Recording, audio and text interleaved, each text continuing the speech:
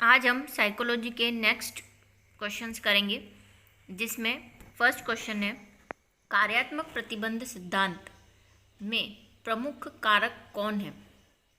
कार्यात्मक प्रतिबंध सिद्धांत जो है वो ये बताता है कि कैसे हम किसी कार्य को करते हैं और कैसे वो हम पर इफ़ेक्ट डालता है। तो कार्य से प्रतिबद्ध मीन्स कार्य जो भी हम वर्क कर रहे हैं उससे हमारा क्या कनेक्शन, प्रतिबद्धता मतलब उसके प्रति हमारी रिस्पॉन्सिबिलिटी क्या है, क्या होगा उसको करने से, उससे रिलेटेड है। तो क्या मुख्य कारक हो सकता है। आकृतिकरण मतलब कार्य कैसा है, दिखने में कैसा है, वो हमें कार्य करने के लिए इंस्पायर करता है। बहिर्गमन मीन्स कोई एक्सटर्नल सोर्स, बहिर्गमन का मतलब एक्सटर्नल, हमारे आसपास का कोई एक्सटर्नल सोर्स कोई हमें प्रेशराइज करे, कोई हमें इनाम दे, पुरस्कार दे, तो हम कार्य करेंगे, वो ज़्यादा प्रतिबद्धता है। पूर्णबलन का मतलब होता है फीडबैक, यानी अगर हमें कोई अच्छा फीडबैक यानी कोई हमें एडवांटेज हो उसको कार्य को करने के लिए, और कोई डिसएडवांटेज हो, वो डिपेंड करेगा कि हम कार्य करें या नहीं करें। या फिर स्वतः आपूर्तिकरण यानी कि वो स्वयं ही कार्य अपने आप को बताएगा कि हम करें, स्वयं खुद ही आपूर्ति कर लेगा। तो इसका सही ऑप्शन जो देखने में लग रहा है वो लगता है ब होगा, क्योंकि पुनर्बलन जैसे कि हम कोई भी कार्य करते हैं, पहले भी गया जो हल ने दिया है पुनर्बलन का सिद्धांत कि अगर हमारा फीडबैक अच्छा होगा तो हम कार्य को करने के लिए प्रतिबद्ध रहेंगे, कार्य को करने के लिए हम सदा इंस्पायर रहेंगे, मोटिवेट रहेंगे कि हमें ये कार्य करना है। तो इसका सही आंसर जो होगा वो होगा ब, पुनर्बलन। ठीक है, नेक्स्ट है एक अच्छे अधिगमनकर्ता की प्रमुख विशेषता निम्न में से कौन सी है। अधिगमनकर्ता का मतलब होता है लर्निंग करने वाला, जिसको लर्न करना है, कुछ सीखना है। इच्छा शक्ति होना चाहिए, अवधान होना चाहिए, शैक्षणिक योग्यता होनी चाहिए उसके अंदर, या परिपक्वता होनी चाहिए। तो देखिए पूरा साइकोलॉजी में सबसे मेन जो चैप्टर है वो भी मोटिवेशन या अभिप्रेरणा ही है, इच्छा शक्ति जिसको हम नॉर्मल लैंग्वेज में कह सकते हैं। तो मुझे लगता है इसका ऑप्शन होगा सही, इच्छा शक्ति। क्योंकि आप किसी भी अधिगमनकर्ता के लिए प्रमुख विशेषता क्या हो सकती है, आपके पास कोई भी है, आप ITI करे हुए हैं, आप इंजीनियर हो, लेकिन आप अगर लर्न नहीं कर सकते, अगर आपके अंदर इच्छा नहीं है किसी चीज़ को लर्न करने की, तो आप नहीं कर सकते। तो इच्छा शक्ति मेन होगी। कोई अवधान आ जाएगा तो भी आप लर्न करने में असमर्थ रहेंगे। आपने देखा हो कई इतने मिच्योर होते हैं लेकिन उनके कंपैरिजन में जो बच्चे होते हैं वो ज़्यादा अच्छे से लर्न कर पाते हैं, क्योंकि उनके अंदर इच्छा शक्ति होती है, उनके अंदर इंस्पायरेशन होती है कि हमें ये करना ही है। तो इसका सही ऑप्शन अ लग रहा है। देखिए अ है इसका सही ऑप्शन। नेक्स्ट है कबीर के दोहे याद करने पर भी एक बालक की रहीम के दोहे को याद करने में सुधार नहीं होने का निम्न में से प्रमुख कारण क्या हो सकता है। तो कबीर के दोहे और रहीम के दोहे आपने बचपन में पढ़े होंगे। कबीर के दोहे में थोड़ा सा जो बोलने का तरीका होता है, कुछ वर्डिंग होती है वो अलग होती है, उसमें कबीर नाम आता है। और रहीम के दोहे जो होते हैं उनमें रहीम नाम आता है, और थोड़ा सा उनका लहजा जो होता है बोलने का वो डिफरेंट होता है। तो कबीर के दोहे अगर आप याद कर लेंगे तो ऐसा ज़रूरी नहीं है आपको रहीम के दोहे जल्दी से लर्न हो जाएंगे, क्योंकि दोनों की टोन अलग है। तो कबीर के दोहे याद करने के बाद अगर उसको रहीम के दोहे में याद करने में कोई शक्ति सुधार नहीं हो रहा है, तो इसका ऑप्शन क्या हो सकता है, नकारात्मक स्थानांतरण, सकारात्मक स्थानांतरण, शून्य स्थानांतरण, या निम्न में से कोई नहीं। स्थानांतरण का मतलब यहाँ पे जो स्थानांतरण सिद्धांत था उसका ये कहना था कि अगर हम कोई भी काम करते हैं और उस काम को सीखने के बाद अगर हमें, जैसे हमने फॉर एग्जांपल हमने साइकिल चलाना सीखा है, ठीक है, और साइकिल चलाना हमने सीख लिया है, और फिर जब हम इसको टू व्हीलर या कोई गाड़ी चलाएंगे तो हमें साइकिल चलाने में हमने जो बैलेंस बनाने की जो चीज़ सीखी है, लर्न किया है, वो हमें जो स्कूटी चलाने है उसमें हेल्प करेगी, क्योंकि हमने एक बार बैलेंस बनाना सीख लिया है।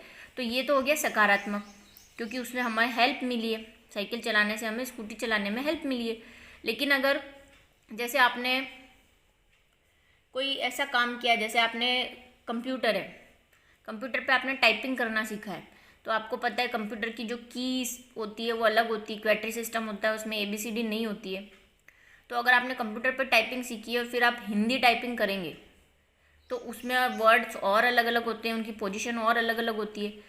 तो आपका हाथ एक बार कंप्यूटर की इंग्लिश टाइपिंग पे बैठा हुआ है, तो जब आप हिंदी टाइपिंग सीखेंगे तो आपका हाथ उस बार बार उस चीज़ को रोकेगा, बार बार आपका जो हैंड है वो वैसे ही चलेगा जैसे कंप्यूटर की पे चलता है, हिंदी टाइपिंग के अकॉर्डिंगली नहीं चलेगा। तो ये कभी कभी हमें दिक्कत देता है कि हमने इंग्लिश में सीख ली तो हमारा हाथ वैसे ही चल रहा है, अब हिंदी के हिसाब से नहीं चल रहा।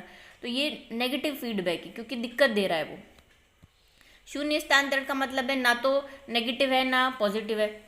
जैसे आपने रोटी बनाना सीखा है, ठीक है, लेकिन रोटी बनाना सीख लेने से ऐसा ज़रूरी नहीं है कि ये रोटी बनाना आपको कहीं और काम आएगा, जैसे पढ़ने में काम आएगा। उसका कोई ना तो आपको रोटी बनाना पढ़ने की चीज़ में हेल्प कर रहा है और ना ही कोई व्यवधान डाल रहा है, कोई दिक्कत दे रहा है, तो ये शून्य हो गया। तो वैसे तो इसका आंसर शून्य और नकारात्मक शून्य होना चाहिए, लेकिन इस बुक के अकॉर्डिंगली, और मैंने ये क्वेश्चन किसी और बुक में भी देखा है और वहाँ पे भी इसका शून्य दे रखा था, तो इसमें थोड़ा सा प्रॉब्लम है। तो यहाँ पे आंसर अ दे रखा है, कोई सुधार नहीं दे रहा है। तो ये दोनों ही जो क्वेश्चन है वो थोड़ा सा पूछने का तरीका अलग है, इसलिए नकारात्मक स्थानांतरण दे रखा है, शून्य भी हो सकता है। नेक्स्ट है, कक्षा प्रथम का विद्यार्थी एक शिक्षक को मार खाने के उपरांत सभी शिक्षकों से डरने लगता है।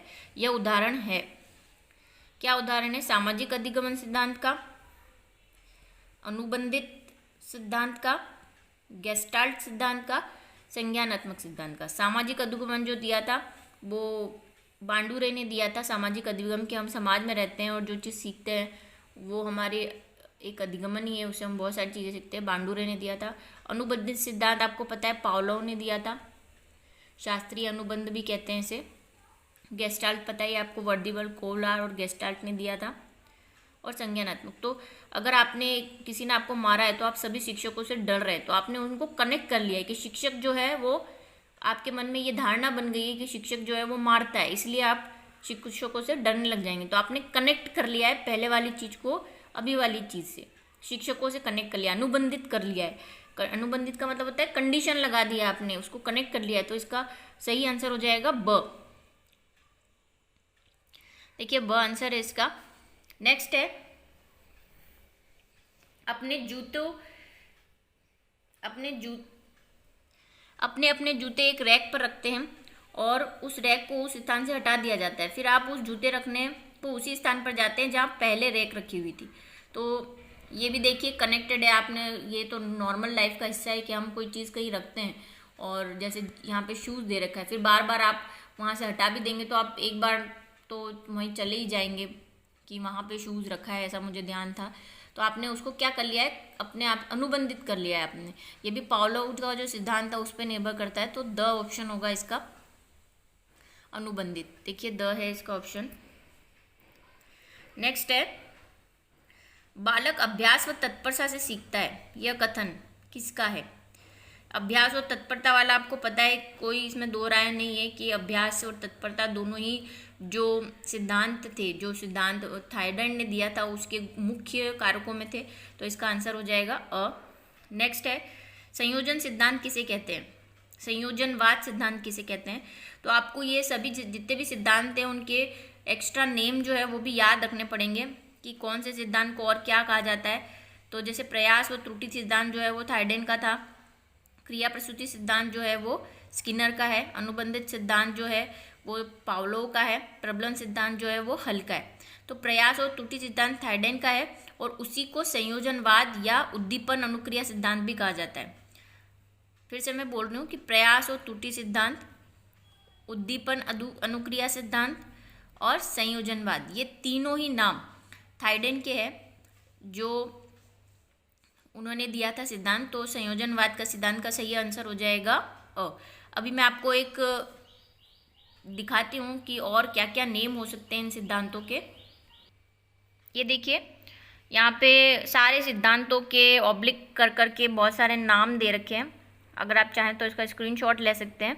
ये देखिए थायडेंड का प्रयास और त्रुटि सिद्धांत जो अभी हमने पढ़ा उसको ही उद्दीपक प्रतिक्रिया सिद्धांत भी कहते हैं। इसको अधिगमन का बंध सिद्धांत भी कहा जाता है, संबंधवाद सिद्धांत भी कहा जाता है और संयोजनवाद जो एक आपने अभी नेम पढ़ा वो भी कहा जाता है। तो आप एक और नया नेम इसमें ऐड कर सकते हैं। प्रयोग कहाँ किया गया था? भूखी बिल्ली और मछली पर किया गया था। ऐसे ही पावलोव के भी बहुत सारे नाम हैं। संबंध प्रतिक्रिया, अनुकूलन अनुक्रिया, शास्त्रीय अनुबंध, प्रतिस्थापक, इस तरह से पुनर्बलन। देखिए हल के भी दे रखे हैं, वर्दीवल कोफ्ता। तो आप इसको नोट कर सकते हैं। ये देखिए टॉलमैन का पूर्णाग्रह, संभावना, ज्ञानात्मक सिद्धांत, संज्ञात्मक सिद्धांत। तो ये आप सारी चीज़ें नोट कर लीजिए। इस पर बहुत सारे क्वेश्चंस आते हैं अलग अलग नाम पे। अब हम हमारे नेक्स्ट क्वेश्चन की तरफ पढ़ते हैं। अधिगमन के सिद्धांत में से किस में प्रतिक्रिया होने पर पुनर्बलन देने का सुझाव है? यानी कि जब आप कोई प्रतिक्रिया करते हैं, कोई कार्य करते हैं, तो आपको पुनर्बलन मिलता है, यानी उसका फीडबैक मिलता है, अच्छा या बुरा जैसा भी फीडबैक हो। तो किस सिद्धांत में ये कहा गया था? तो देखिए ऑप्शन है यहाँ पे, संबंध प्रतिक्रिया सिद्धांत, सूच सिद्धांत, चालक न्यूनता सिद्धांत या क्रिया प्रसूति सिद्धांत। तो पुनर्बलन का जो चीज़ थी, वो जोड़ी थी, वो स्किनर ने जोड़ी थी अपने क्रिया प्रसूति सिद्धांत में। तो इसका सही आंसर जो हो जाएगा वो होगा क्रिया प्रसूति सिद्धांत। देख लेते हैं अपन। हाँ देखिए, इसका सही आंसर जो है वो है क्रिया प्रसूति सिद्धांत। नेक्स्ट है, यदि बालक का अध्ययन भौतिकी में सहायक है तो यह क्या कहलाता है? जैसे गणित हमने पढ़ी है, और गणित अगर आपने पढ़ी है तो आपने देखा है कि उसकी फिज़िक्स अच्छी ही होती है, क्योंकि उसमें बहुत सारे मैथमेटिकल चीज़ें आती हैं फिज़िक्स के अंदर। तो अभी मैंने आपको स्थानांतरण सिद्धांत बताया था, तो लग ही रहा होगा आपको, हेल्प कर रहा है ये गणित का विषय हमारा फिजिक्स में। तो इसका सही आंसर हो जाएगा स आंसर हो गया इसका।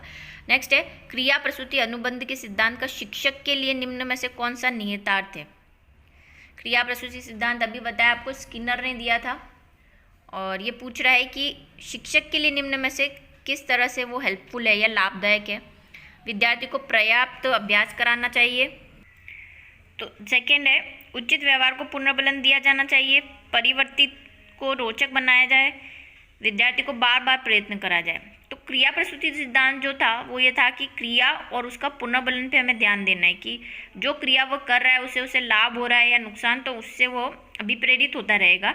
तो क्रिया प्रसूति सिद्धांत जो है वो जो ऑप्शन होगा वो ब होगा, उचित व्यवहार को पुनर्बलन दिया जाना चाहिए, ताकि अगर वो कोई अच्छा व्यवहार कर रहा है और उसको अच्छी चीज़ सीखने को मिल रही है तो वो उस क्रिया को दोहराता रहेगा और लर्न करता रहेगा। तो इसका सही आंसर हो जाएगा ब। देखिए ब है इसका सही आंसर। नेक्स्ट है, निम्न में से अधिगमन को अभिप्रेरित करने का कौन सा तरीका कम से कम काम में लेना चाहिए?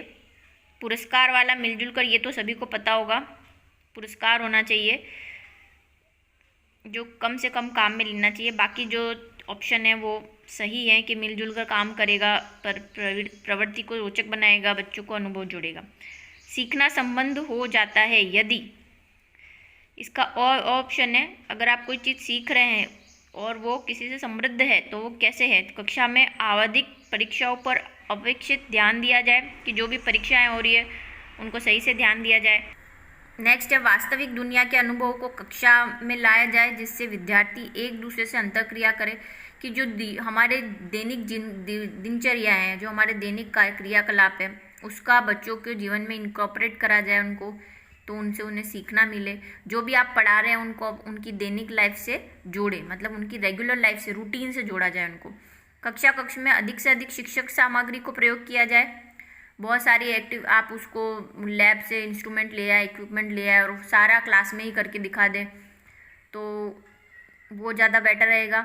शिक्षक विभिन्न प्रकार की व्याख्या या स्पष्टीकरण रही है। तो देखिए द ऑप्शन तो बिल्कुल नहीं हो सकता, क्योंकि हम ये पढ़ते आ रहे हैं कि जो स्टूडेंट है उनको क्या करना है, हमें करके ही दिखाना है, एक्टिविटी से ही दिखाना है। व्याख्या या स्पष्टीकरण से, सिर्फ लेक्चर देने से कुछ नहीं होगा।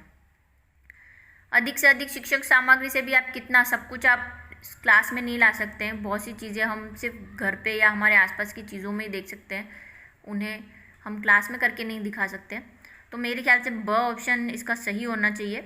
जो वास्तविक दुनिया में, यानी आपके आसपास के वातावरण है, उनके एग्जाम्पल को बच्चों से कनेक्ट करना कि ऐसा हुआ था, आपने देखा होगा रेगुलर लाइफ में, तो वो ज़्यादा बेटर रहेगा। तो इसका सही ऑप्शन जो हो जाएगा वो ब होना चाहिए, और इसका सही ऑप्शन है ब।